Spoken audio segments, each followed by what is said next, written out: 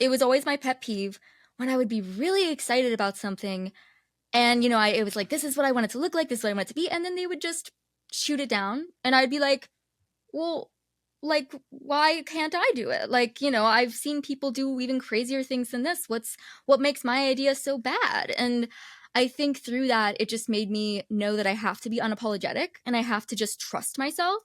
And if I mess up and something sucks, I made it suck. That was all me. I can't blame it on anyone. And I'm still proud because even if it sucks, I made it. And like, nobody can take that away from you. This is Rob Ruckus. Hey, this is Kate Clover.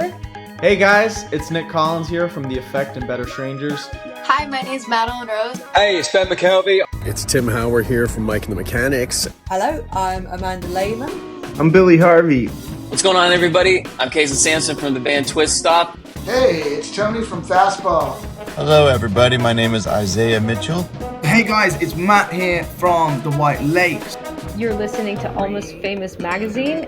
Come join us for this interview. Check it out, Almost Famous Magazine. Hey there, everyone. Welcome back to The Hang right here on Almost Famous Magazine. Thank you to everybody who takes these journeys with us, learns about the musicians and entertainers that we hang out with. If you're new to the channel, please subscribe. If you're new to the channel, please share it with a friend. If you come back, please share it with more friends. We appreciate it. What you do to help grow the channel gets us the opportunity to find a wider variety of people who sit down and hang with us. And today is no different. I'm super excited about today. I know I say that often, but this one is unique because we had a Scott on previously, but today we're hanging with Sunshine Scott. So her last name, okay, is Scott. Her first name is Sunshine, but I'm confident she named her last name after me. Of course, because I'm the host, it's about me. She's an alternative music artist from Nashville who's been singing and performing since the age of 2.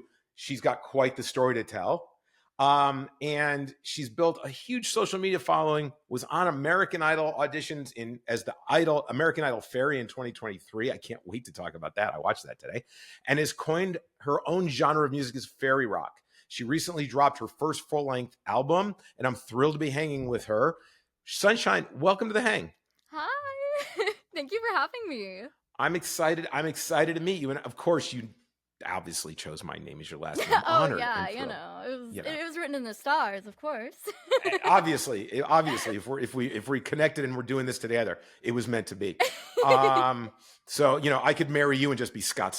It'd be Scott. I could be Scott. What's actually funny is Scott's my real last name, and my mom her last name was not Scott. Before she married my dad, but she has a brother named Scott. So she ended up marrying someone with the last name Scott, but her brother's first name is Scott. So he, if he was on this side of the family, he would be Scott. Is he jealous that he's not a Scott? I mean, I would be. So I think you should too. I'll ask him about it next time. Yeah, absolutely. You're going to come back on here and tell us the story about you're asking him about. Yeah, being he'll a tell Scott. me. We'll give an update. Yeah. We love to start these hangs where we really get to know you, right? So we know that you started at 2 years old, and this may be this question gets interesting depending on the circumstances.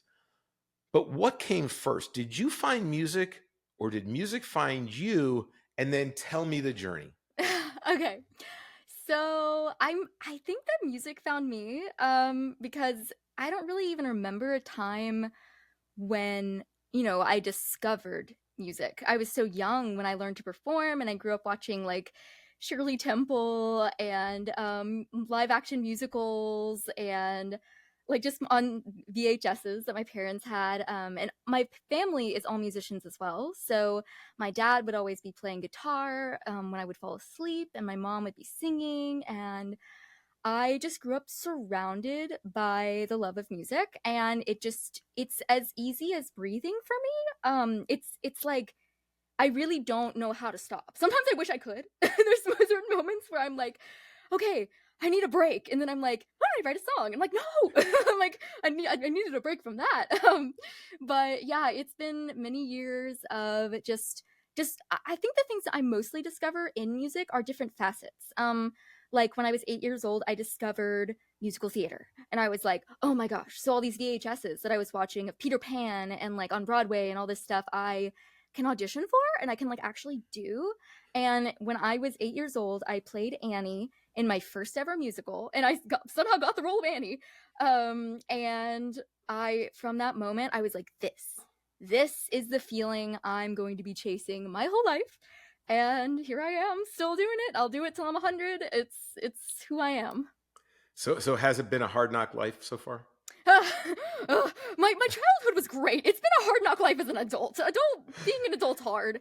And being a musician adult is also really hard because, you know, if you're trying to do anything creative, it's going to pay nearly nothing, and then you have to try and survive.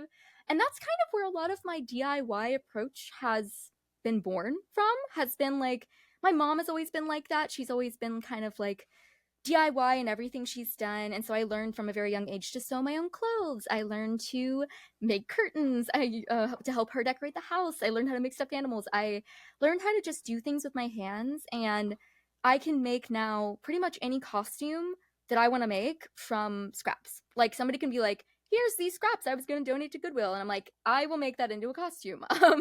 And it's something that has really helped me, I think, even in the approach of producing music and in the approach of live performance, is just being able to know that I can do it myself and I can figure it out. It gives me so much confidence and strength. Well, I mean, it's obvious from your music videos and you know what I've learned about you, that you, through that, I believe you found the ability, because I think it is an ability, to control your brand, to control your style, your look, as opposed to having other people do it for you. Yes, it's always, when I was a kid, it was always my pet peeve when I would be really excited about something, and, you know, it was like, this is what I want it to look like, this is what I want it to be, and then they would just shoot it down, and I'd be like, well, like, why can't I do it? Like, you know, I've seen people do even crazier things than this. What makes my idea so bad? And I think through that, it just made me know that I have to be unapologetic and I have to just trust myself. And if I mess up and something sucks, I made it suck. That was all me. I can't blame it on anyone, and I'm still proud because even if it sucks, I made it. And like, nobody can take that away from you at the end of the day. Yeah, I mean, look, you got to own yourself, right? Yeah. A lot of people choose to let other people own them. I think you have to own yourself and you pave your own way. And you know what? None of us are perfect. We're all flawed. Yeah. And if you mess up, you mess up. I mean, as long as no one's lying on the floor with a sucking chest wound, you're in good shape, right? People will survive. Yeah. So you know, 8-year-old, you were at 8 years old, you became Annie, and your musical evolution began. After that, when did, like, you know, you start writing songs? Have you, you know, what was the first instrument you learned? When did you figure out that besides having the instrument of the voice, you had the instrument of the gift of ability to do these things? Yeah. So that happened when I started writing songs from pretty much right after the musical. I was really inspired by, you know, just the fact that you could create stories and you could create really interactive things for people to not only emotionally connect with, but to make people smile. Like, that was the biggest thing with Annie, was I was like, all these parents out here are just like clapping and loving it, and like they're telling me that I've made them smile, and like that was like this feeling that I wanted to be able to recreate even after that. And I think I started like writing more prolifically at around 12 and 13. That was when I learned ukulele. And so that kind of gave me a chance to take a small little, you know, dinky instrument and figure out how to make chords and how to build chords and how to add music to that. Because before I was writing just with like lyrical melodies and blah, blah, blah. But then like when you add the chords, like that's when it's, you know, really becoming a song. And I really, really like fell in love with that as well. And I was like, I've never been an amazing instrumentalist other than saxophone. I'm pretty good at saxophone. I'm pretty good at bass, but like even guitar, like I'm not a great guitar player. I teach guitar lessons, but I'm not a great guitar player. Like I tell my students that too. I'm like, guys, I'm not a great guitar player, but I can teach you how to do it. Like, I know all the theory. And I don't know what it is, but I've always been like I was always struggling really hard with figuring out how am I going to make these songs come to life when I can't play an instrument super well, or the only ones that I can play aren't as adaptable. So I got pedals for my ukulele. And I was like, okay, I have this one distortion pedal. I can make it sound kind of like a guitar. And so I started to like produce with using that and a MIDI keyboard. And I started to really like develop this sound and started to really develop my songwriting skills. And to really build confidence, because I had never seen a female producer in my life. I didn't know we could do it. I literally like till I was like a teenager. I was like, wait, I can produce? Like, you mean me? I'm like, I thought that was just like these imaginary men in the sky that like produce. And then one day, like, I decided, no, wait, there's nobody telling me I can't do this. I'm gonna do this. And so I started, and I'm really happy that I did. Well, let me ask you this, because you seem to have an aptitude for it. Did you, when you were first starting out, were you figuring this out on your own? Do you have perfect pitch? Were you able to tell the difference in notes, or did you start taking lessons to build the skills? So that goes way back to when I was about 2. So when I was 2, I took violin lessons, and the violin lessons helped me, and also it gave my brother perfect pitch. So my brother's 2 years older than me. He started playing violin 2 years older than me. He got perfect pitch. I didn't get perfect pitch, but I got perfect relative pitch. So from very young, I was matching pitch. I had really, really like almost hyper developed conversational skills and like communication skills as a child. Like there's this video of my dad playing cards with me, and I'm like 4, and I am literally like sitting on a booster chair in this like room playing cards, and I'm talking to him like I'm a 20-year-old. Like I'm like like I'm like perfect diction, perfect like everything, like and it's really like creepy almost to listen to, because you're like, wait, she's 4? Like how was she 4? And like I look back at all that, I'm like, dang, like little baby me, smarter than I am now, maybe? Like, I don't know. But yeah, it was very like hyper developed from a young age. And then as I got older, my mom was like, okay, well, we're gonna start teaching her songs, like instead of just like singing little la la la's and things. Because she was a singer, and so she taught me. I didn't really have formal lessons. I wasn't even in choir until my senior year of high school, honestly, because my mom didn't want me to become classically trained too young. Because this was like an interesting thing, because she grew up singing country, she grew up as a belter, and she wanted to make sure that I wasn't singing like a choral singer and like got stuck in that, because she knew I was like a lead singer. And these are her words. Like she was like, "You're a lead singer. You're gonna sing like this."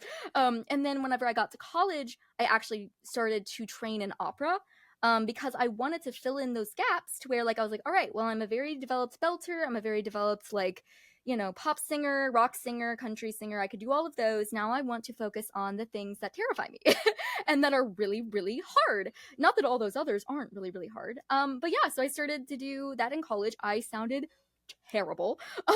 It was crazy going from like, wow, I can nail this like belting song, to like I'm trying to sing Sento nel cuore and it sounds like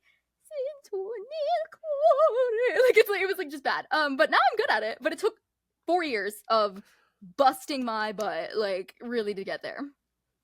Does fear drive you? I think it does. I think I'm a very fearful person in general, but one thing that I'm not afraid of is failure.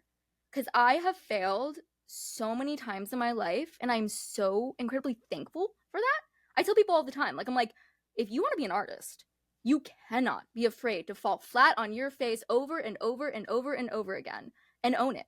Like, so I've done it. I've failed. I've sung to empty rooms. I've, you know, been in really like, I've stood in pee in a bathroom, like waiting for a gig, like being like, okay, like we're gonna, we're gonna play this gig at this place and hope it goes well. Like I've sung opera music in front of people who have been doing it their whole lives, and then had them roast me on what was wrong, because that was what they do in the class. It's a master class. You stand there, you sing, and then everyone in the room tells you what you did wrong, and then you have to be like, thank you, okay, I'll do better. Like I went to film school. Trust me, I've been critiqued many times, and you know, I was just talking to somebody recently. The things that I've done filmically and with photographs that I love, people are like, yeah, whatever. The stuff that I hate, people love it. So you can't, you know, it's you've got to be able to, you got to have a thick skin and be able to take that stuff, because yes, and it's been hard. It's been hard over the years, but I've definitely tried my best to pick myself up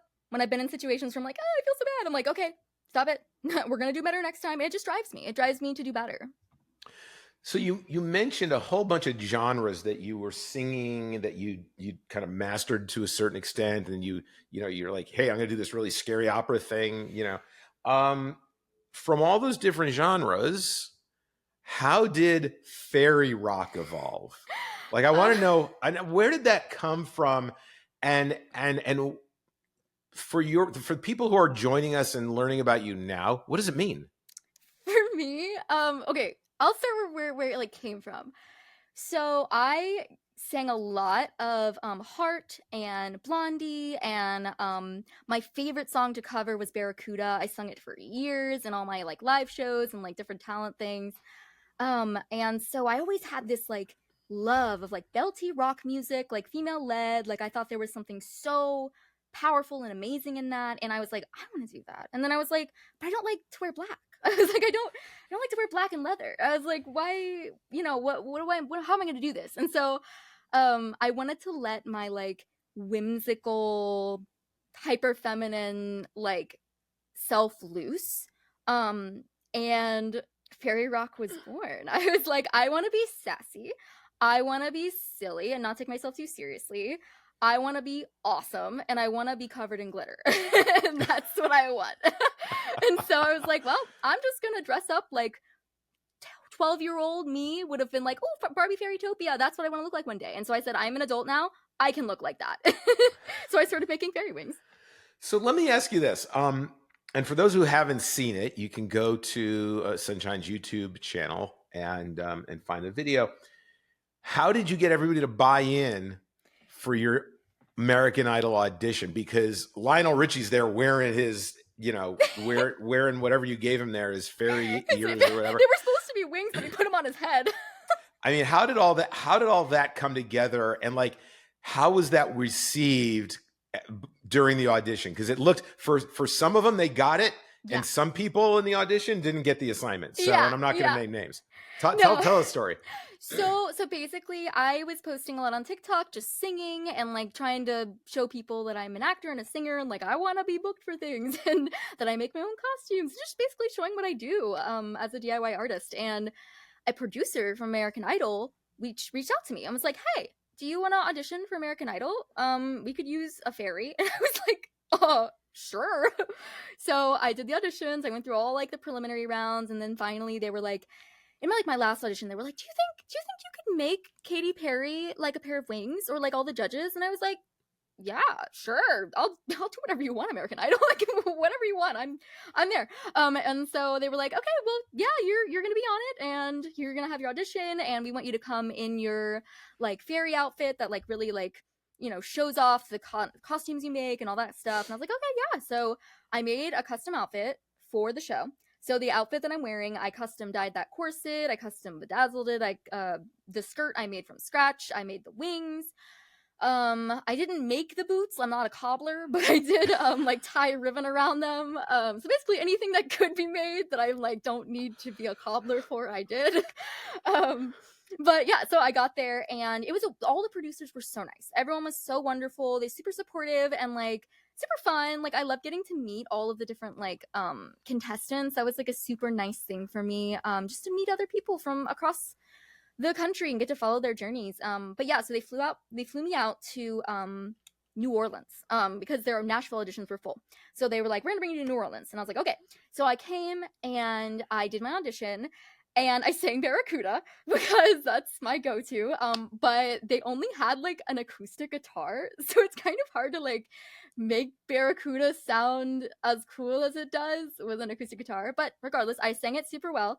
And whenever I was like doing the audition, they wanted me to bring out these like the wings. So I brought out the wings. I gave them to Lionel. I gave them to everybody, and they thought they were very silly, and I was like, I mean, that's what they told me to do, so that's what I'm gonna do.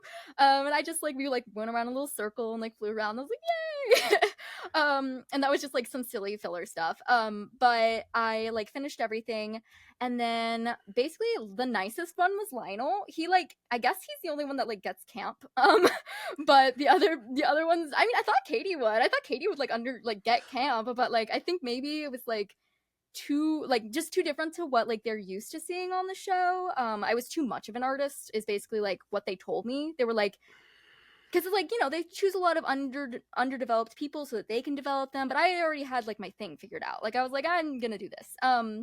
And so basically they were like, Lionel was a yes and the other two were no, and I was like, okay, that's fine.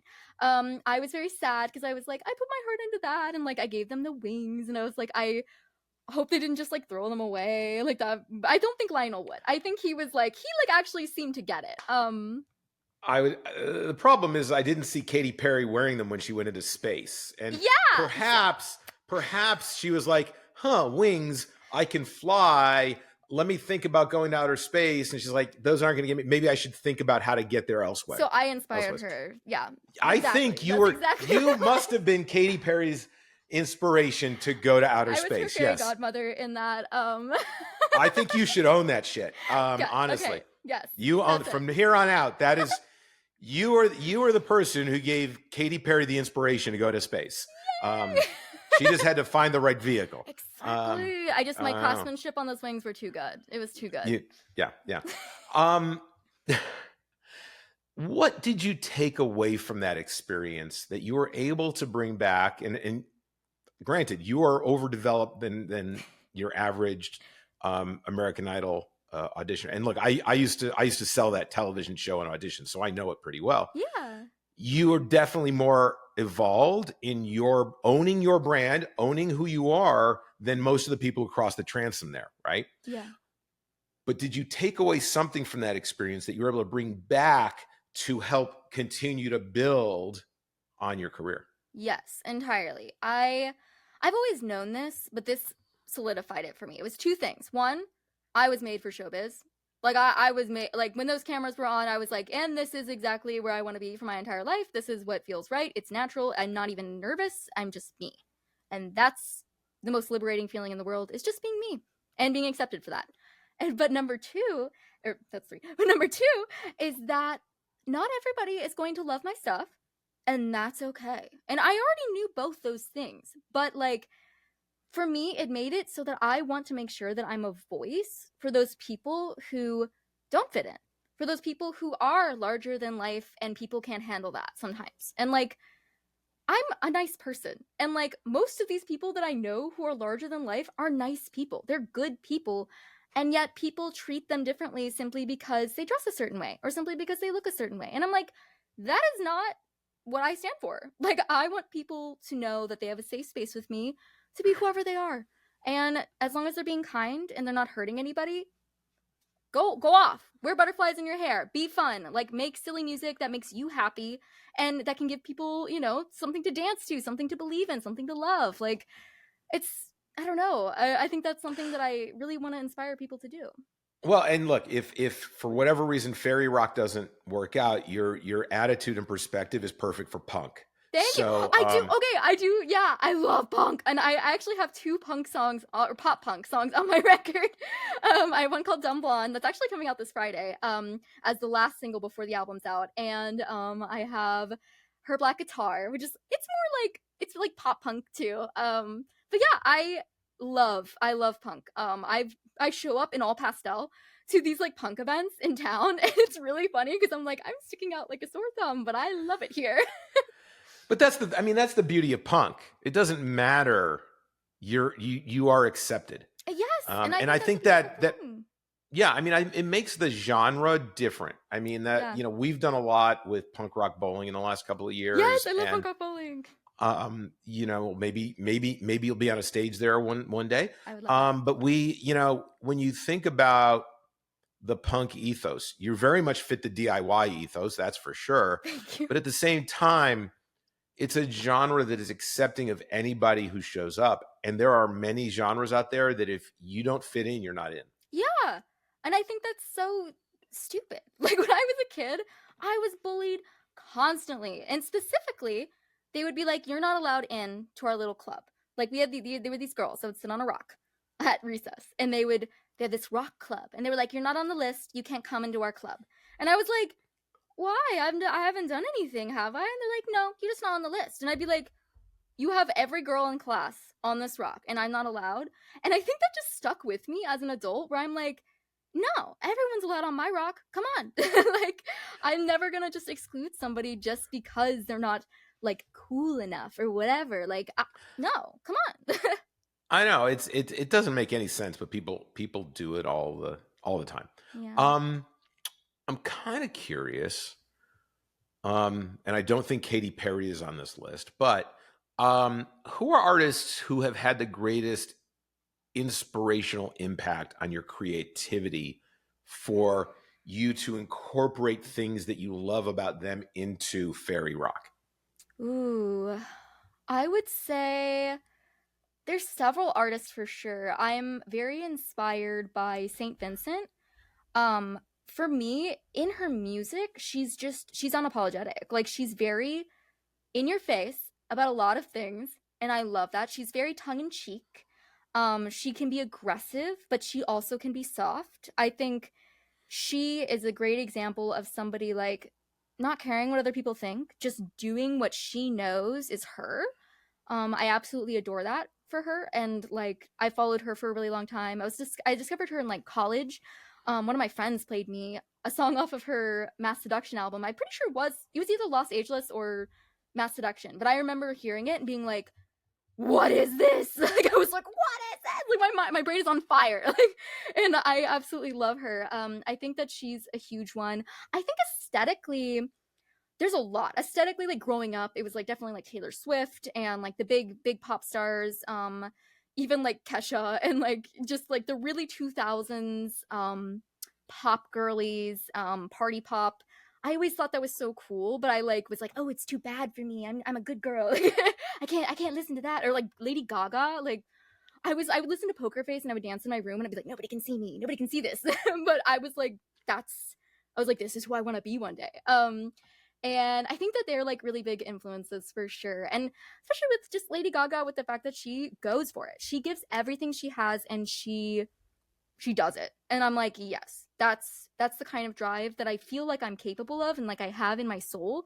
And if a record label was like, "Here's $1 billion, go off," I'd be like, "This is the best show you've ever seen in your life." But I know a lot of artists say that, but like, I don't know. I think I have it in me. I really do. I have no doubt. I have no doubt whatsoever. So the new album, you've got a bunch of interesting tracks. You mentioned Dumb Blonde. I want to know about You're a Frog. You're a frog. Tell me about You're a Frog. That is okay. Okay, first I have to tell you the reason I wrote the whole song was this. I was like, when I wanted to write the song, I was like, I want to sing a song. First of all, that's funny, because I don't have one that like is actually like there's like a punchline in it. Like, I want a funny song, and I also just want to go, like, I was like, I just want to like do a fancy pretty note, and then I started writing the song for that. And yeah, so that's how it started. But You're a Frog is basically just I dedicate it to all of the men who have told me in the industry that I should do this or I should do that, or that isn't good, so do this instead. And I'm like, no. like I get a lot of unwarranted advice where I'm like, here is my art. I am very put together and confident in it. And then I'll have like some man that like has some power in some way, shape, or form in the industry, and he's like, "Yeah, but like, you're a hot girl, so you should like be a hot girl. Like, stop putting on all those costumes and stuff. Like, wear something like that's like sleek." And like, I'm like, did you hear a word I just said about this is my brand? This is what I do. What's going on? Like, and so a lot of that like has happened throughout my career, like way too many times. And I'm always welcoming feedback, but it's like that backhanded feedback where I just said, "This is who I am," and you say, "Yeah, but be that instead." And I'm like, no, thank you, but no.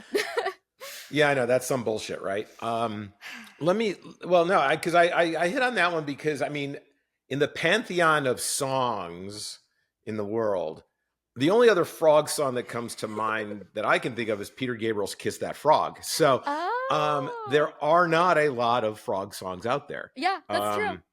So I think I thought that kind of caught my eye. Thank you. Well, it's just saying like, sorry that I'm a princess and you're a frog.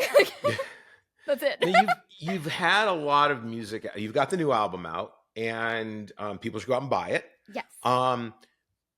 But you've put out a lot of singles prior, right? So I always like to ask, and it doesn't have to be the most popular song.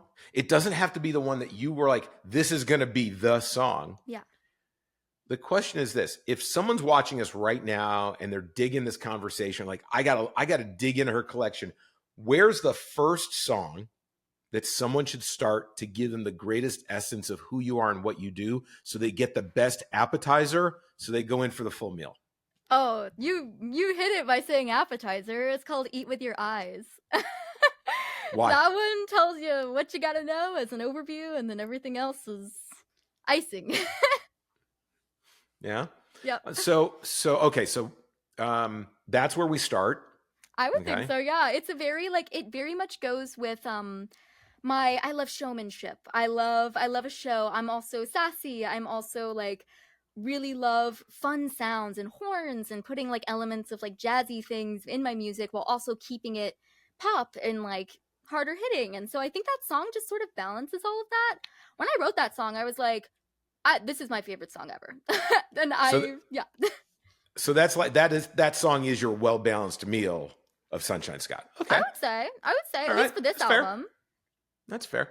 So now you're in the Nashville area, and I understand that you've done this for a couple of years now, but you've been part of Space Prom. Yeah. Which I think the idea of Space Prom is magical. Oh, it right? is. And there's been what other acts? Ordista Freeze, Dylan from Flip Turn, I think Hotel Fiction, and a few others. What's that experience been like for you? And then tell us your favorite Space Prom story so far. Oh, I have great ones. Okay.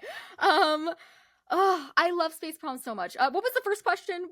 Sorry, I got excited. What's the experience been like for you? So, and then your favorite story from Space Prom. The experience has been life-changing in the best way ever. It has gotten me in front of the biggest crowds I've ever been blessed to be in front of. I adore all of the people who come to Space Prom. I adore the band. I adore anyone that's any small part. They are incredible, and I've made so many amazing connections with just friends and a common mindset with these people.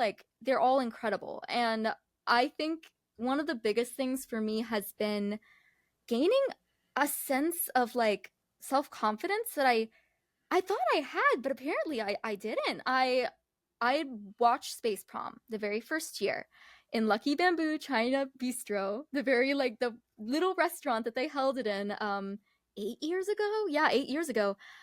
And I remember I was in college. I was standing there and I was like, someday I'm going to be in a show like this. I was like, I have to be.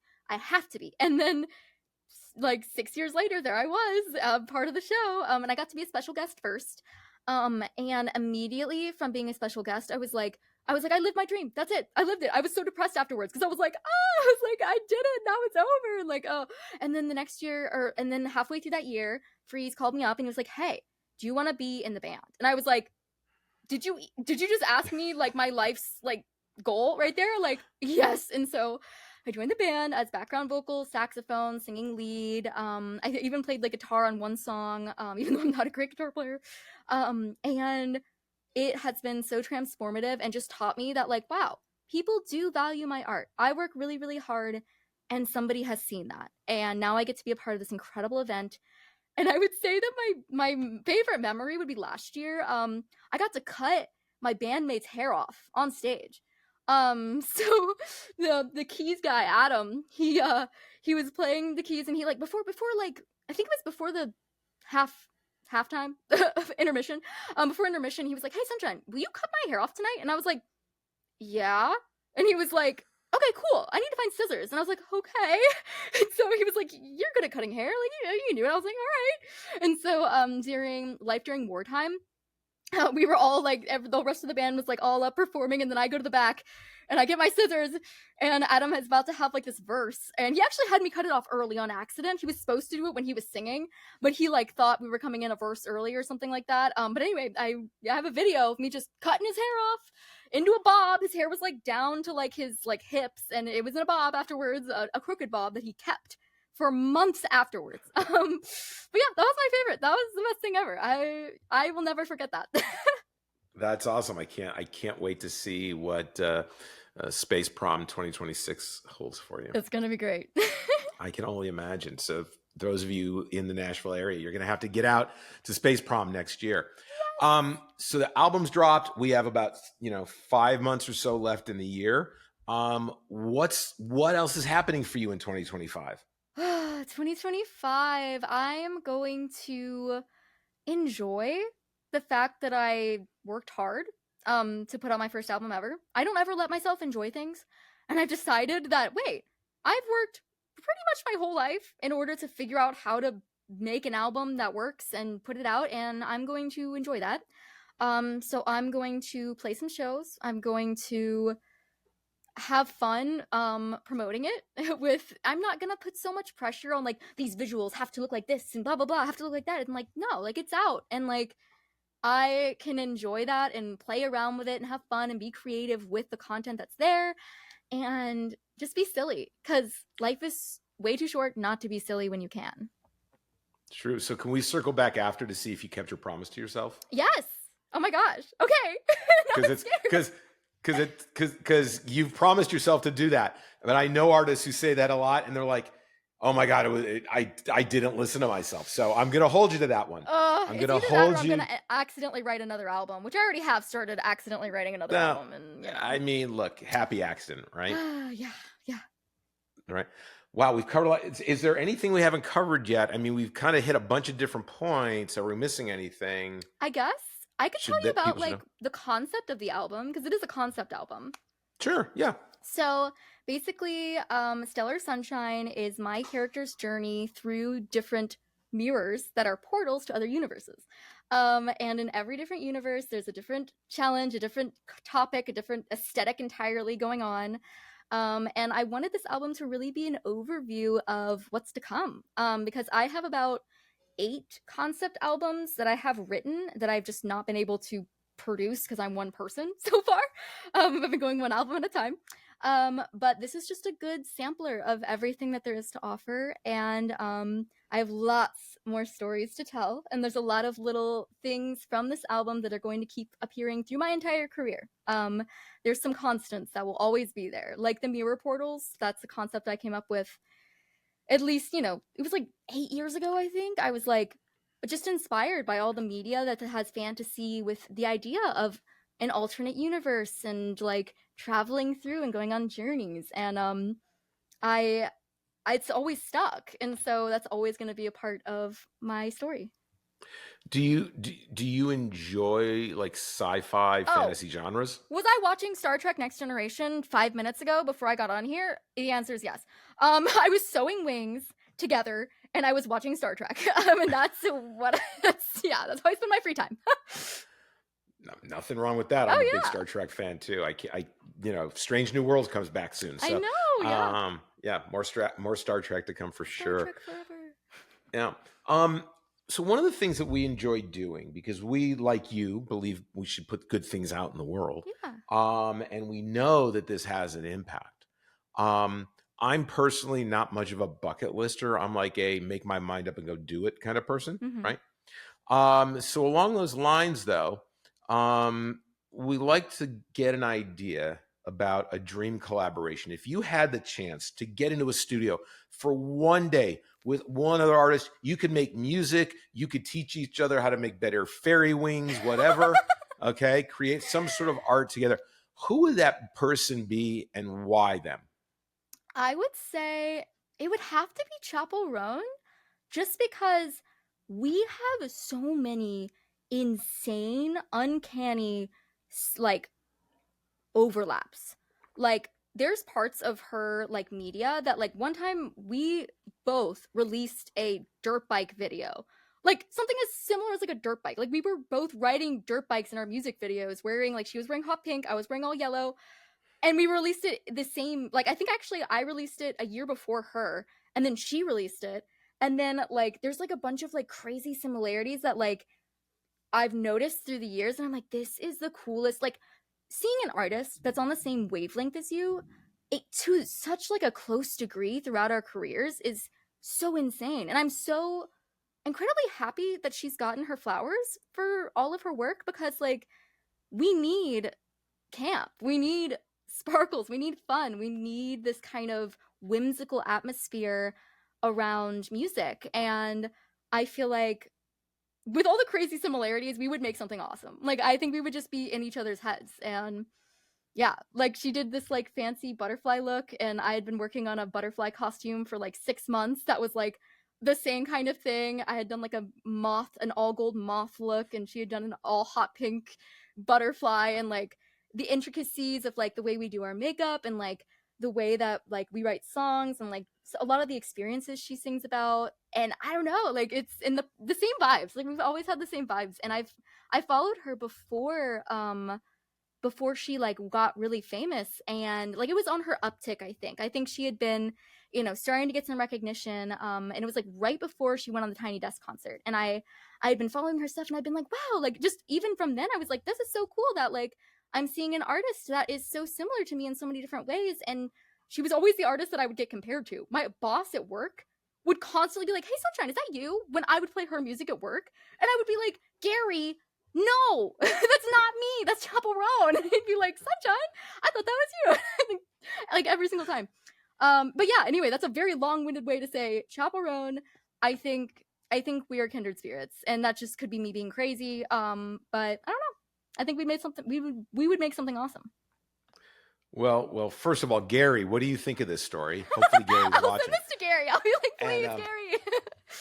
And look, for anyone out there watching, if you're affiliated with Chaperone, if you want to send her this link, if you want to share this with anyone in her universe so that we can make Sunshine's dream collaboration come true, do it. What's holding you back? Make stuff happen. We're in this world to help one another and make it a better place for doing that. So I think that's great. We'll see what kind of magic can happen there. Now everybody, look. Yes, she may make her outfits, and she'll look out of scraps that someone gave her from Goodwill. But she's never going to be able to fund that and those amazing music videos, right? And a world tour on Spotify royalties. Let's just call it what it is. So you've got to go out and support Sunshine. You've got to buy her album. You've got to buy her singles. You've got to buy her merch. You've got to go to shows, buy tickets, share her stuff with other people. Okay. Sampling on a Spotify is fine, but it's not built to help her succeed. It is what it is. So please go out, buy her music. All the links you're going to need are down below. Okay. So there's no excuse whatsoever to send her a little mailbox money through iTunes, Bandcamp, wherever she happens to have her stuff. Okay. So go do that. But along those lines, one of the things we like to do is share our love for music and share artists that we listen to. And like, we're just sitting here hanging out, and you're like, Scott, I've been listening to so-and-so and so-and-so. You got to check this stuff out. Who are 2 or 3 artists that are kind of your jam lately? New artists, old artists, friendly artists, whatever, that you're like, I love this stuff and it gives me great energy. Yeah. Lately, I have been jamming so hard to The Beaches. It's an all-girl rock band, and they are incredible. I absolutely adore them. I've been just like getting in my car and being like, sorry in advance. Like that's just one of their songs. But yeah, I love them. And then another one that I recommend is like an album listen. Like go through the whole album is The Last Dinner Party.